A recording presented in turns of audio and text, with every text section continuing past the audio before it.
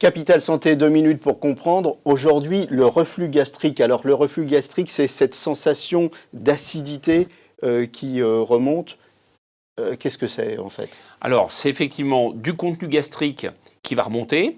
Donc, ça peut être de l'acide, ça peut être de la nourriture, et ça peut être accompagné d'éructation. Alors, de l'acide, parce qu'il faut rappeler que dans l'estomac, c'est un milieu très, très acide, en fait. Tout à fait. La prédigestion se fait dans l'estomac, donc le milieu est très acide pour dégrader les aliments. Alors, pourquoi ça remonte?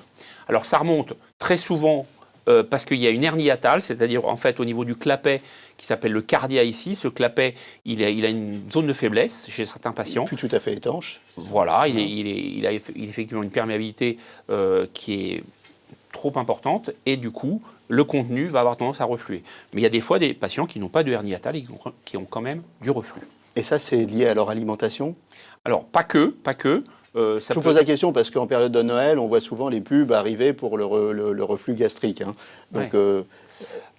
Alors, l'alimentation, oui, c'est effectivement les repas trop riches, trop gras, alcoolisés, le tabac, abus de café. Tout ça, ce sont des facteurs de reflux.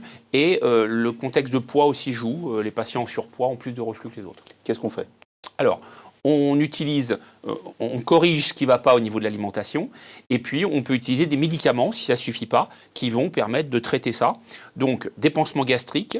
C'est les fameuses pubs qu'on voit à la télé. Voilà. Ouais. Donc là, des pansements gastriques. On est bombardé, les pansements gastriques, et on va modifier le pH, puisque le problème, c'est qu'il faut que le pH soit pas trop acide pour pas agresser la muqueuse, et on va utiliser des médicaments antisécrétoires qui vont modifier le pH et faire en sorte que ce qui remonte ne vienne plus brûler.